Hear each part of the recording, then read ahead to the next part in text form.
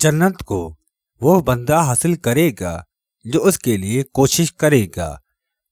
وہ دوزخ سے وہی نجات پائے گا جو ایسے کام چھوڑ دے گا جو اس میں داخل ہونے کا باعث ہے۔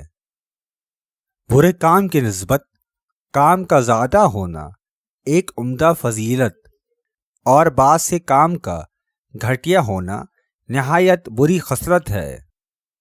بہترین عمل وہ ہے جس سے لوگ تیرے شکر گزار ہوں، اور اچھا مال وہ ہے جس سے شریف لوگ غلام اور تابع ہوں۔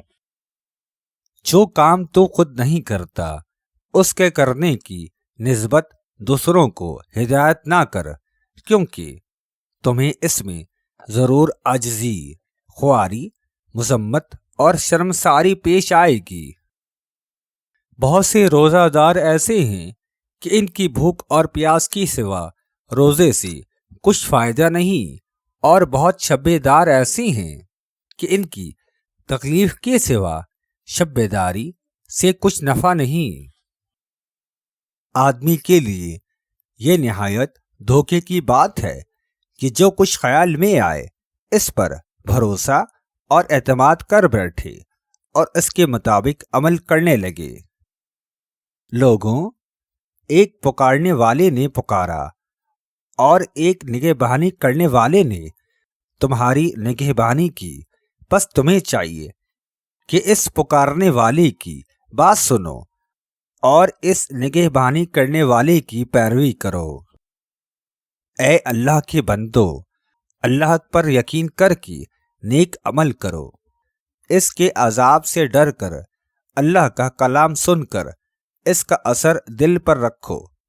اس کے عذاب سے کانپ کر نیک عمل کرو۔ نیک اعمال میں جلدی کرو، جاہلیت کے فقر سے پرہیز کرو اور اپنی اہمیت کی بڑائی سے باز رہو۔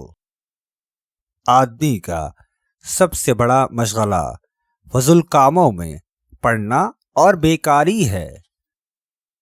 دوسروں کے سینے سے شر اس طرح دور کر کہ پہلے اپنے سینے کی اچھی طرح صفائی کر لے۔ جو بندہ اللہ تعالیٰ کے احکام کے خلاف کرتا ہے وہ شکست کے سوا کچھ نہیں پاتا۔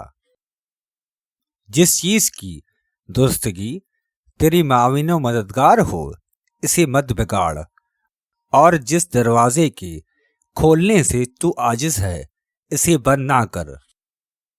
انسان کو کچھ ماں باپ کے نسب اور شرافت سے کمال حاصل نہیں ہوتا، بلکہ بہتر اور پسندیدہ صفات کے پیدا کرنے سے حاصل ہوتا ہے۔ اے نصیحت سننے والے، اپنی غفلت کی مستی سے ہوش میں آ۔ دنیا کے جمع کرنے میں اپنی جلد بازی مختصر کر۔ آخرت کے کاموں کے لیے اپنی پیٹھ کر محفوظ باندھ لے۔ وہاں کے عذاب سے چوکنا رہے اور اپنی قبر کو یاد رکھ کہ ایک نہ ایک دن وہاں تیرا ضرور گزر ہوگا۔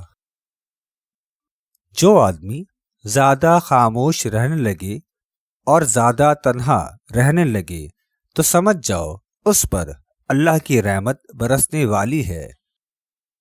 خوشی ہے اس بندے کے لیے جو عمل کرنے میں موت سے پہل کرے اور آخرت کے لیے خالص عمل کمائے۔